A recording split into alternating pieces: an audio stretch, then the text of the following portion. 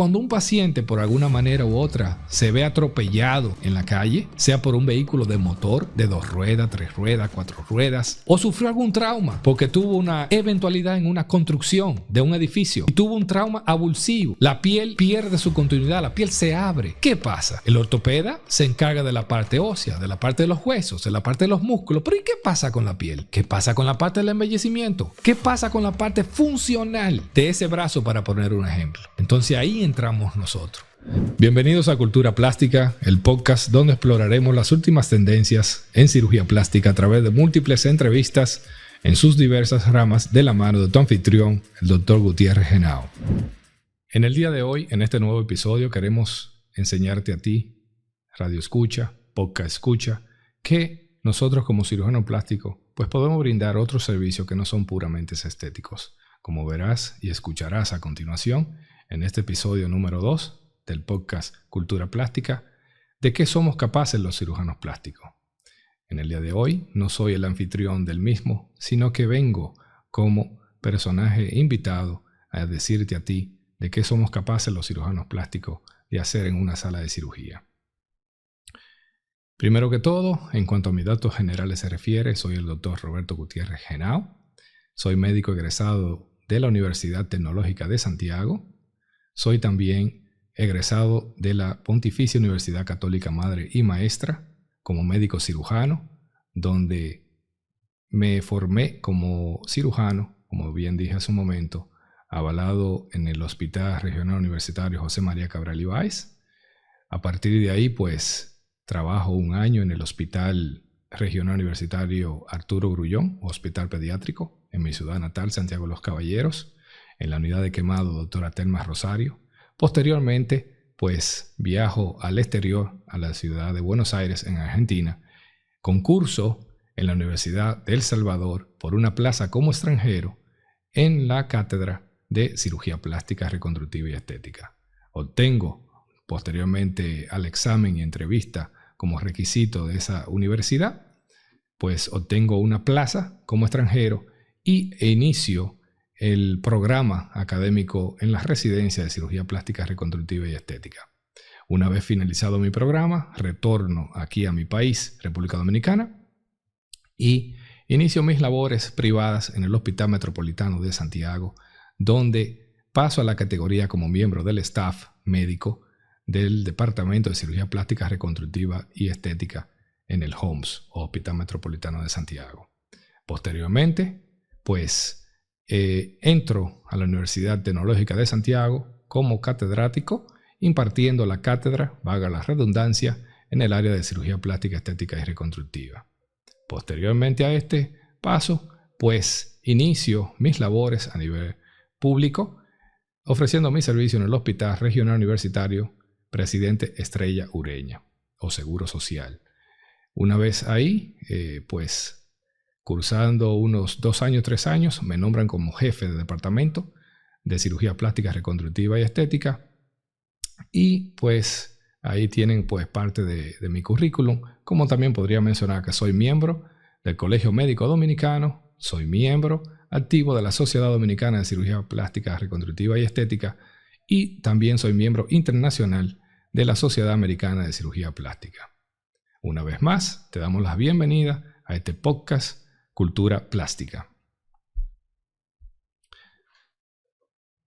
Mi inspiración para convertirme en cirujano plástico, pues le diré a ustedes que realmente dentro de mi intención no estaba ser cirujano plástico.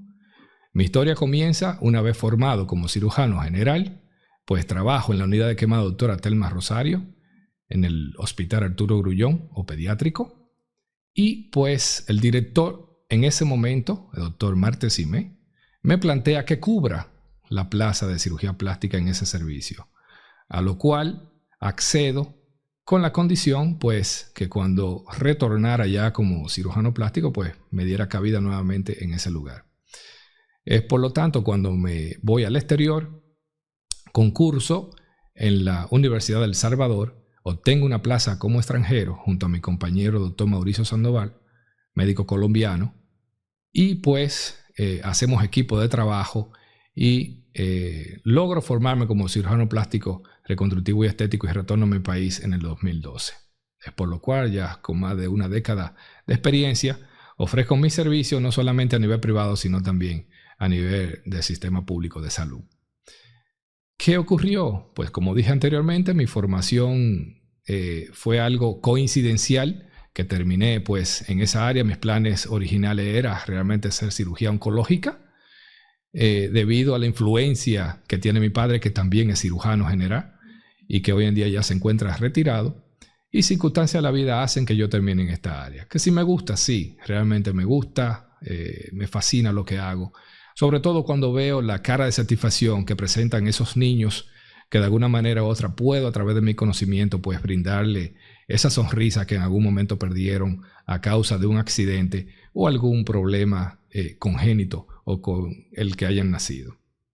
En cuanto a mis años de experiencia, puedo decirle que como cirujano general, pues tengo ya prácticamente casi 20 años como cirujano general, pero prácticamente no ejerzo esa rama de la medicina y de la cirugía, al menos que no sea necesario en uno de mis pacientes. En cuanto al área de cirugía plástica, estética y reconstructiva, un 80% de mi práctica está destinada a la parte estética y un 20% está destinada a la parte reconstructiva. Más adelante detallaremos en qué consiste cada una de estas prácticas. En cuanto a médico certificado, sí, soy un miembro certificado, avalado por el Ministerio de Educación, Ciencia y Tecnología, el MECIT, aquí en mi país, como también tengo la certificación de cirujano plástico, avalado por la Sociedad Dominicana de Cirugía Plástica, Reconstructiva y Estética, y como miembro internacional de la Sociedad Americana de Cirugía Plástica. Mi formación inicia en el programa de residencia de cirugía general allá en el 2004 en el Hospital Regional Universitario José María Cabral Ibáez y finalizo en el 2008. Ya en el 2009 pues ingreso a la Universidad de El Salvador y finalizo el programa en el 2012. Por lo que tengo un programa completo que me avala que soy cirujano general y soy cirujano plástico, estético y reconstructivo. Tengo otras formaciones de cursos especializados dentro de mi área que más a detalle pues lo hablaremos. En cuanto a mi filosofía personal para el desarrollo y la atención del paciente, realmente me considero una persona muy cuidadoso a la hora de pues escuchar qué necesita el paciente para así poder brindarle lo mejor de mí y a través de los conocimientos adquiridos pues lograr obtener la solución al problema que éste plantea. El abordaje en una consulta inicial de un paciente de cirugía plástica, estética y reconstructiva se diferencia ligeramente de otros abordajes de otros colegas en el área de medicina interna o quirúrgica, porque en este caso los pacientes nuestros mayormente no tienen un problema que resolver. Son estos pacientes que acuden a nosotros y que por esa razón tengo un 80% de mi práctica privada dirigida a la parte estética, donde este paciente acude con la requisición, con el deseo de mejorar algún aspecto de su figura corporal. Al inicio se veía una frecuencia de pacientes femeninos que acudían a mi consulta con la finalidad de mejorar su apariencia física. Hoy en día hemos visto un cambio notable donde tanto el sexo femenino como el sexo masculino acude a mi consulta, viéndose en aumento cada día la ayuda hacia esas personas masculinas. ¿Qué enfoque uso para manejar las expectativas de un paciente? Primero que todo, hay que escuchar al paciente, no simplemente detenerse, mirarlo a la cara y escucharlo mientras está en su consultorio.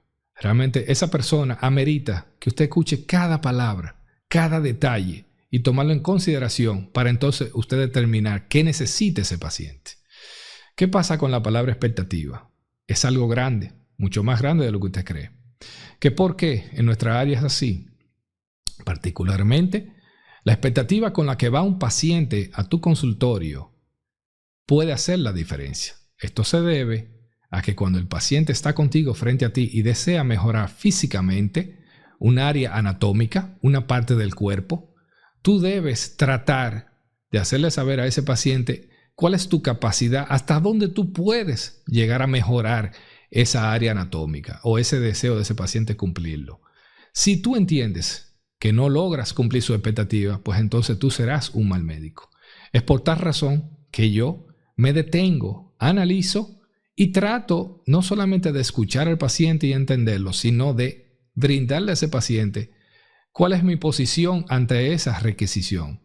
Si entiendo que no puedo lograr lo que tú deseas, pues simplemente no podré brindarte mis servicios porque no voy a lograr esas expectativas. Lo que menos necesitamos nosotros es una persona que se sienta disconforme con el servicio brindado. Esto no se trata de que tú pagues o no pagues un servicio. Se trata de que tú vienes ante un servicio de estética y que anda buscando un embellecimiento. Por lo tanto, la palabra expectativa no es simplemente una palabra. Es algo que tú debes de tratar de cumplir al máximo. Y es por lo cual se debe de escuchar detenidamente a esta persona. ¿Cómo yo sé si un paciente es un buen candidato para un tratamiento quirúrgico en específico? Si este paciente es poco realista. ¿Y a qué se debe esto? Hay pacientes que mayormente acuden a una consulta de cirugía plástica en la rama estética, donde llegan a veces con algunas imágenes, con algunos videos gráficos, con algunos pensamientos, donde entienden que ese cirujano plástico puede lograr ese resultado en esa persona. Y permítame decirle que hay ocasiones en que uno quiere hacerlo, pero lamentablemente no podemos. Y hay una razón sencilla, y es que cada persona es única. Por lo tanto, tu figura anatómica no es igual que la de tu hermana, no es igual que la de tu prima, no es igual que la de tu primo, que tu hermano o que tu padre. Tenemos que recordar que somos únicos, y a pesar de tener un lazo consanguíneo, pues algo nos hace únicos. Por lo tanto, los músculos, los huesos y la piel, etcétera, varían de uno a otro. Es por lo que en algunas ocasiones hay algunas personas que toman como referencia y dicen, pero mire, usted operó a esta persona, usted intervino quirúrgicamente a esta otra, y mire, tenía condiciones que estaban por encima de las mías. Aún así, usted logró un hermoso resultado, usted logró superar sus expectativas. ¿Y por qué conmigo usted no puede? Permítame decirle que no es que yo no quiera o que yo no pueda. Es que realmente las condiciones físicas es el primer factor que debemos tomar en cuenta para entonces saber si podemos o no lograr ese objetivo. ¿Cómo evaluamos la salud general de un paciente previo a una cirugía? Esta salud va a ser evaluada no solamente por mí como fase inicial de este proceso, sino que necesitamos de otros colegas. Entre ellos, yo utilizo los servicios de un médico intensivista, colega, amigo, hermano, el doctor César Audi, que prontamente lo tendremos por aquí, donde esa persona, a través de su conocimiento, pues hará un examen general de las condiciones físicas de ese paciente. Posteriormente a la práctica de esa evaluación, donde se harán estudios de analíticas de laboratorio o análisis consanguíneos, análisis de tipo radiológicos, rayo X, estudios cardíacos, etcétera, pues determinaremos si puede pasar al siguiente nivel. ¿Cuál sería? La evaluación anestésica, donde otro colega, pues entonces también se encargará de hacer la evaluación correspondiente para determinar qué tipo de anestesia es la mejor para usted como paciente. Esto no se trata de que simplemente lo vamos a llevar a una sala de cirugía y le vamos a dar una anestesia X, sino que hay varios tipos de abordajes de anestesia y hay varios tipos de medicamentos tipos anestésicos y tenemos que saber cuál es el mejor para usted, con la finalidad de que así mismo como usted entró a ese quirófano con buenos deseos, con buenas intenciones, pues así mismo salga. Dentro de las medidas de seguridad en el quirófano que tenemos son, pues, primero que estemos correctamente habilitados por las autoridades sanitarias de nuestro país, que constantemente haya una supervisión en cuanto a la higiene se refiere y esterilización. Posteriormente, que haya el personal que deba de estar ahí, no simplemente que haya un personal por simplemente estar ahí, no. Ahí debe de estar el personal adecuado, entiéndase, el anestesiólogo, el ayudante, que en mi caso es otro cirujano, yo como cirujano principal, el paciente, la enfermera circulante y una enfermera instrumentadora. Puede darse el caso de que entre un personal que no sea fijo en nuestro equipo quirúrgico, pero esa persona mayormente no se queda ahí en esa área, por lo que tratamos de que entre la menor cantidad de personas al área quirúrgica con la finalidad de disminuir la probabilidad de una contaminación. Previo a la cirugía, nos cercioramos de que haya todo lo que necesitamos. ¿Para qué? Para que no estemos entrando y saliendo, o las personas que puedan entrar y salir. Porque en mi caso, como cirujano principal, que soy del procedimiento, no puedo salir del área, ya que estoy ejecutando el procedimiento quirúrgico. ¿Y cuáles son los procedimientos más comunes que nosotros hacemos? O en mi práctica. En mi práctica, como dije al inicio de la conversación, nosotros tenemos un 80% en la parte estética. Podemos mencionar desde la cabeza hasta los pies la cirugía de párpados, o conocida en nuestro ambiente como blefaroplastía, que puede ser que se haga solamente en la parte superior, entiéndase la de arriba, o la parte inferior, la de abajo, o en algunos casos ambas a la vez. Sí, podemos hacer los 4 párpados en un solo tiempo quirúrgico, como también podemos hacer solamente 2, arriba o abajo. ¿Entendemos esto? Cuando se hace la evaluación, determinamos qué es lo que le beneficia al paciente y ahí entonces pues acordamos con el paciente previamente qué es lo que vamos a hacer. Otro de los procedimientos más comunes es la cirugía de senos, entiéndase la reducción de seno o el aumento de mamas. En algunos casos también puede darse una combinación de 2 procedimientos a nivel de los pechos o mamas o senos. ¿Cuáles? Podemos tener un levantamiento o mastopexia, o podemos tener una reducción mamaria y mastopexia. O podemos tener un aumento de senos o mamoplastía de aumento y levantamiento. Con o sin implantes. Haciendo un paréntesis, queremos decir que para las mamas, hacer un levantamiento de mama o mastopexia o un aumento de senos no es obligatorio el uso de prótesis o implantes mamarios. Podemos hacer perfectamente el uso del tejido de colgajo tipo injerto graso. Sí, es posible hacer esto. No es obligatorio el uso de implante o prótesis mamarias. Otro de los procedimientos comunes es la combinación de la abdominoplastía o tummy tuck, como se conoce en el término anglosajón o inglés, junto a la liposucción y la lipoescultura. Vamos a hacer aquí otro pequeño paréntesis donde hacemos saber que la liposucción no es más que la extracción de grasa del cuerpo en un área donde haya un cúmulo en redundancia, mientras que la lipoescultura es la extracción de grasa, pero nosotros volvemos a recolocar nuevamente parte de la grasa obtenida en las áreas necesitadas, que no exclusivamente es el área de los glúteos, sino que también podemos utilizarla tanto a nivel estético como reconstructivo, y en la parte estética podemos hacerlo a nivel del rostro, a nivel de los pliegues nasogenianos, nasobucales, y a nivel reconstructivo lo utilizamos mayormente cuando tenemos esos casos donde tenemos que hacer un tipo de reconstrucción mamaria, puede ser por una patología cancerígena o en pacientes que hayan tenido algún evento tipo traumático y tengamos alguna cicatriz residual y necesitemos pues mejorar esa área. Podemos hacer el uso de ese colgajo tipo injerto graso o grasa. Dentro de los productos tecnológicos y equipos que utilizamos en cirugía, en mi caso, tengo los necesarios y las últimas tecnologías en esta área para hacer pues de su uso y mejorar aún más la figura corporal sin provocar daños en tu figura y provocando la menor agresión posible en tu figura para que puedas recuperarte lo más pronto posible. Dentro de estos equipos contamos con el microaire PAL, contamos con el Baser, con el Heus, etc. ¿Qué más puedo decirte de mí?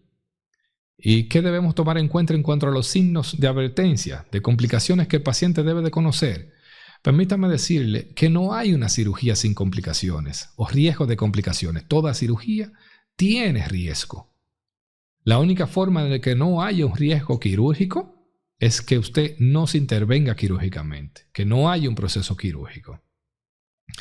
Por lo que, dentro de los signos que podemos mencionar como complicaciones que el paciente debe de notar una vez se haya intervenido quirúrgicamente y se encuentre en su domicilio o en el área de recuperación que haya elegido, en esos pacientes extranjeros que vienen al país, que hacen turismo médico y se encuentran en una casa de recuperación y no en la casa de un pariente, pues debe estar al tanto de su progreso. Esto no significa que yo me descuide del paciente, sino que en mi caso, particularmente, yo trato de ver al paciente 2, 3 veces por semana. Pero si debo de verte 4, 5, 6 veces, lo voy a hacer, cuantas veces sea necesario. Pero quiero decirte que tú, como paciente, debes ser responsable de llevar a cabo mis indicaciones, recordando que no estás conmigo todo el tiempo, por lo que existen signos de atención que debe de prestar y mantener al tanto. ¿Y cuáles son esos signos? Esos signos son donde hay un eritema, que no es más que cuando la piel se coloca o se pone roja. Eso es un eritema. Ahí está pasando algo que no debe ser. Cuando vemos que hay una presencia de algún líquido, de alguna coloración que no es normal, entiéndase roja, marrón, amarilla, etc. Cuando vemos que la herida se está abriendo, aperturando, a eso se le conoce en medicina como deshicencia. Cuando vemos que si tiene algún tipo de drenaje o cánula, pues está saliendo algo por ahí que no tiene buen aspecto, pues esos son algunos de los signos que el paciente debe tomar en consideración y que a la hora de su chequeo hacerle saber al médico, aunque yo particularmente, pues aún el paciente no diciéndolo, pues me daré cuenta en su momento.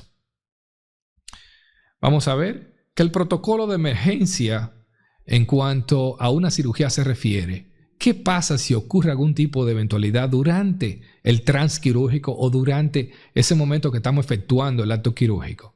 Sí, hay un protocolo. En mi caso, todo el personal quirúrgico que no está dentro del quirófano, entiéndase el médico intensivista que hizo la evaluación preoperatoria, el médico anestesiólogo que hizo la evaluación anestésica preoperatoria, que no está en ese momento con nosotros, porque tengo varios anestesiólogos como opciones para formar parte de mi equipo, pues están al tanto de que si ocurre algún tipo de eventualidad, pues acudan inmediatamente a darle su asistencia a ese paciente. Gracias a Dios, hemos tenido muy pocas complicaciones de este tipo, prácticamente casi nula en todos mis años de experiencia, pero nunca está de más la prevención. ¿Cuál es mi tasa de éxito y complicaciones en estas cirugías anteriormente mencionadas que hago con más frecuencia? Pues prácticamente podría decir que un 98% siendo realista. Sí, ¿y qué pasa con ese 2%? Ese 2% son aquellos pacientes que de alguna manera u otra no llevaron a cabo el protocolo de recuperación. ¿Y a qué me refiero para ser más específico? Me refiero a que esos pacientes de alguna manera u otra influyeron para que ocurriera una complicación. Se debieron a que algunos de ellos pues hicieron acciones de movimientos que no debieron hacer en ese momento, incurrieron en la falta de manejar algunos vehículos de motor, que en algún momento tuvieron el deseo de incurrir y darse un baño en una piscina, de incurrir en el hecho de salir al exterior, entiéndase a un pasadía al exterior, al campo, a la región rural, etc. Entonces, esos son factores que en su momento usted podrá disfrutarlo, pero mientras usted está en un pleno proceso de recuperación, usted no debe ejecutarlo, porque de lo contrario tendremos entonces algún tipo de complicación que puede ser en intensidad mínima o altamente grave. En cuanto al seguimiento que yo proporciono durante el postquirúrgico, yo puedo decir honestamente que yo soy bastante celoso con mis pacientes. Pues así como tengo un grupo conformado de personas, médicos, colegas que considero mis hermanos y amigos, pues yo trato de estar al pendiente de lo más mínimo en mi paciente. ¿Por qué?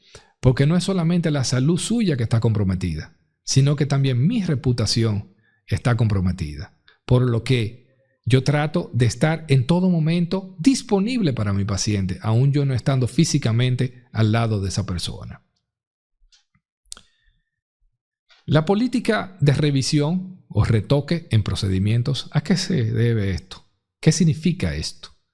Es el término utilizado para cuando en algún momento u otro tenemos que retocar ese procedimiento que se hizo. Es decir, vamos a suponer, en el caso de esos pacientes que se hicieron un tipo de procedimiento de tipo liposucción, o lipocultura, puede hacer que haya quedado un cúmulo de grasa que en ese momento no se pudo eliminar la totalidad.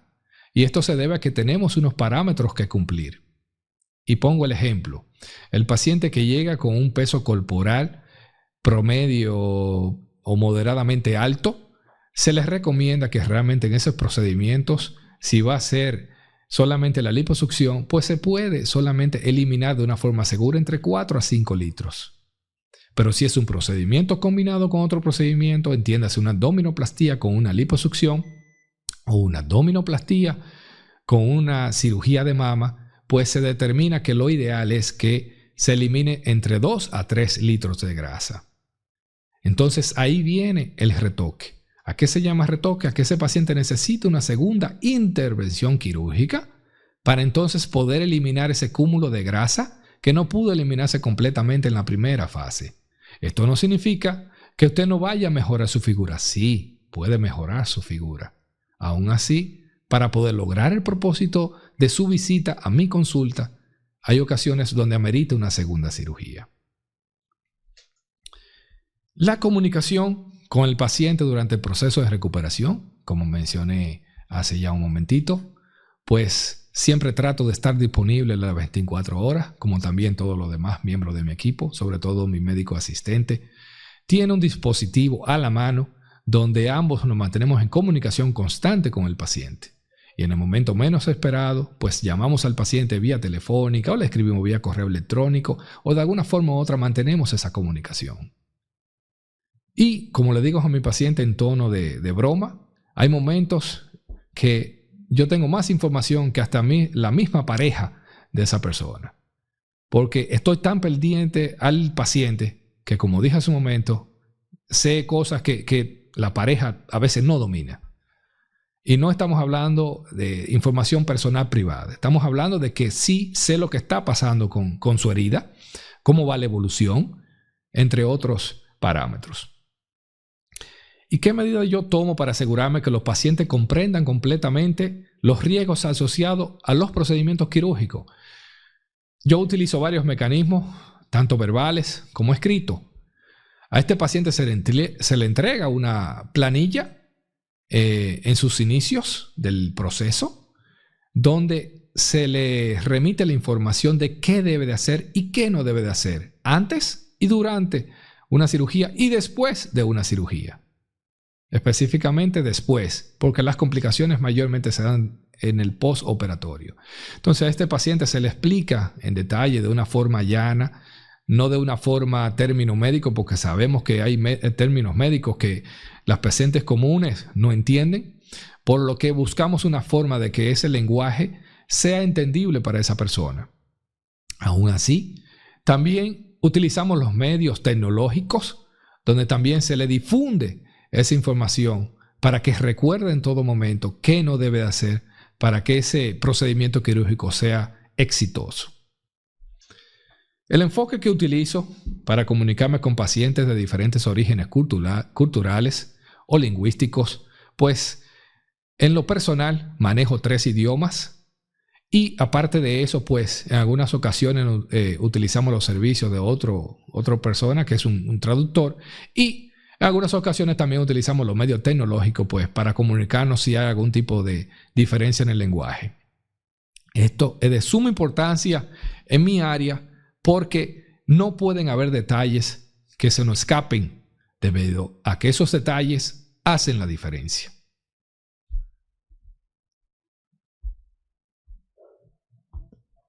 La política en cuanto al uso de fotografías del antes y el después de los procedimientos quirúrgicos, ¿cuál es la finalidad? La finalidad, en mi caso, es educacional. Pero, ¿qué ocurre? Previo a la toma de una fotografía semidesnuda o desnuda en algunos casos o cubierta en otros, pues se le solicita al paciente la autorización para esa toma de imagen fotográfica o video. Por lo que, en mi caso, realmente no hago nada que vaya en contra del paciente sin la previa autorización. ¿Y cuándo se hace? Se hace en la primera o segunda consulta, no en quirófano. ¿Por qué? Porque el paciente está vulnerable El paciente está en un ambiente donde quizás sienta miedo, donde quizás no se sienta cómodo y tienda a decir algo que no meditó, que no pensó y tomó una decisión impulsiva. Es por esta razón que yo hago esa requisición en la consulta, donde el paciente está calmado, donde el paciente está tranquilo, donde va con su pareja, donde va con un acompañante o alguna persona que él entienda que es de su confianza. Es por lo cual durante la segunda o tercera vez que nos vemos, entonces hago la solicitud de si aprueba o no este tipo de situación de la toma de imágenes fotográficas o videos. También se da por escrito esta autorización. ¿Y qué ocurre si el paciente dice que no está de acuerdo? Pues simplemente no se toma esa imagen. Pero esto tiene una finalidad que no es simplemente educacional o promocional como se hace mayormente. La finalidad real y de base de la toma de una imagen fotográfica es evaluar la figura. ¿Por qué? Porque los detalles en nuestra área es lo más importante. ¿Y qué ocurre? Cuando usted toma esa imagen fotográfica, usted se detiene, sea en su casa, sea en el consultorio, en su oficina, en donde usted esté, a evaluar esa imagen y ver esos detalles que van a hacer la diferencia en ese paciente a la hora de usted planificar la cirugía que va a ejecutar. ¿Por qué? Porque usted puede detenerse frente a un espejo y mirar su cuerpo. Y créame que usted va a ver detalles que usted no le presta atención a diario. Pero cuando usted va a una cirugía plástica, sobre todo estética, usted anda buscando mejorar esa condición. Entonces usted le va a prestar atención de ahora en adelante a esa parte. ¿Y qué ocurre? Que usted, detalles sencillos como son los nevos. ¿Y qué son los nevos? Los lunares. Mira, no sabía que yo tenía ese lunar aquí. Yo no sabía que mi piel era así. Yo no sabía que tenía esa cicatriz aquí. Entonces, esos son los detallitos que hacen la diferencia. ¿Y qué ocurre? Que en esa imagen fotográfica yo te puedo hacer ver a ti que tú tienes un lado más grande que otro. Que tienes en un lado una depresión, un hundimiento. Que tienes aquí una piel que tiene una estría, que en esta no tiene, que tiene flacidez, etc. Como dije, hay dos aspectos que debemos tomar en cuenta. ¿Cuál? El educacional. En mi caso, como catedrático que soy y como jefe de departamento que soy en el Hospital Presidente Estrella Ureña, pues tengo residentes a mi cargo. ¿Y qué son los residentes? Son los médicos que están en formación para ser especialistas en un futuro, sobre todo en mi área, la quirúrgica. Y a través de la presentación de esas imágenes en conferencias cerradas, entiéndase ese grupo de personas, médicos residentes, y yo, pues exponemos esos casos de interés y hacemos partícipe entonces de cómo logramos ese objetivo. Esa es la finalidad educacional. Ahora bien, está la otra vertiente que es la promocional, que es la que mayormente las personas ajenas al área de medicina pues ven con frecuencia en las redes sociales sobre todo. Previo a eso, como dije, se solicita la autorización del paciente, del pariente, en dado caso de que sean menores. Haciendo un paréntesis en esta área, ¿qué pasa con los pacientes menores? Sí, yo he tratado quirúrgicamente pacientes menores. En esos casos se solicita la aprobación del tutor, del padre y de la madre. Porque vamos a intervenir una persona que por ley es menor de edad y no tiene la facultad total para poder decidir si debe o no ser intervenido. Recordando que una cosa es ser intervenido quirúrgicamente de forma estética y otra es de forma reconstructiva. Otro sería una emergencia y otra sería de forma electiva. En esos casos, esos pacientes menores necesitan la aprobación, tanto por escrito como de forma verbal.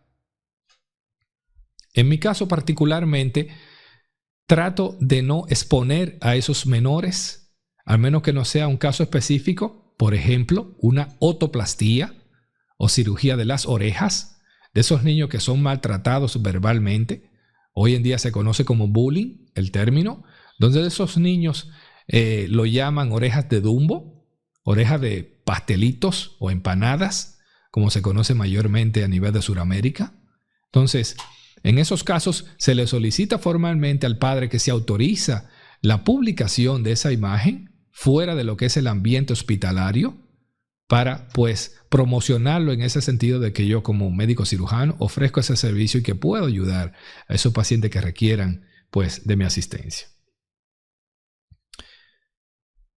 ¿Qué experiencia yo tengo en pacientes que cursan con una pérdida de peso masiva? Esos pacientes ya no entran dentro de la categoría de cirugía plástica estética puramente, sino que entran dentro de la categoría de reconstructiva.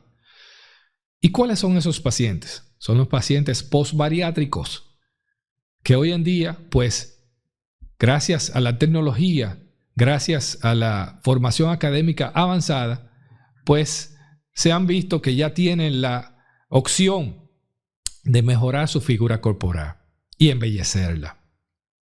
Y que no solamente obtienen este beneficio, sino que mejoran también su estado de salud.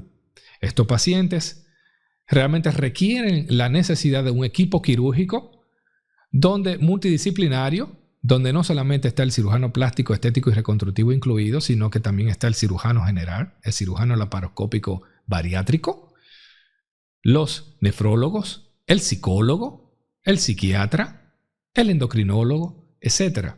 En mi caso particularmente sí tengo experiencia en el manejo de este tipo de pacientes y entra dentro del 20% que les comenté al inicio de la conversación o exposición de mi consulta. Hemos visto pues un aumento también en esta cantidad de pacientes solicitando este tipo de servicio. Mi experiencia en el área de cirugía reconstructiva prácticamente la ejerzo mayormente a nivel de la parte de salud pública. No aún así, sí ejerzo también en una mínima cantidad de pacientes a nivel privado, sobre todo en esos pacientes que por alguna manera u otra pues han padecido de un cáncer, sobre todo a nivel de mama, pues no hemos visto en la asistencia de ese paciente para poder reconstruir y darle la confianza que se ha perdido y subir así la estima en ese paciente que lamentablemente pues cursó en su momento con esa tragedia. Vamos a ver también que el cirujano plástico no solamente embellece, sino que también forma parte del equipo de las emergencias. Usted dirá, ¿cómo? ¿Qué hace un cirujano plástico en la emergencia de una clínica o de un hospital o de un centro de salud que brinde servicios clínicos? Permítame decirle que realmente el cirujano plástico también hace servicio en las emergencias. Que en nuestro país no estemos acostumbrados a ver este tipo de servicio es una cosa. Donde yo me formé, sí, hacíamos servicio en los centros de salud a nivel de la emergencia. ¿Y por qué?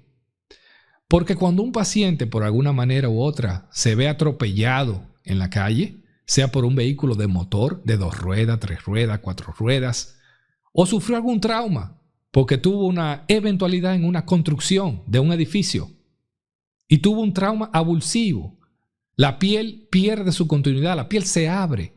¿Qué pasa? El ortopeda se encarga de la parte ósea, de la parte de los huesos, de la parte de los músculos, pero ¿y qué pasa con la piel? ¿Qué pasa con la parte del embellecimiento? ¿Qué pasa con la parte funcional de ese brazo, para poner un ejemplo? Entonces ahí entramos nosotros. Por lo tanto, también se necesita de un equipo multidisciplinario, donde el intensivista, donde el cirujano plástico, donde el cirujano general, el ortopeda, las enfermeras y todos nos vemos involucrados para mejorar la salud de ese paciente. Por lo que entra nuevamente la rama reconstructiva de parte del cirujano plástico.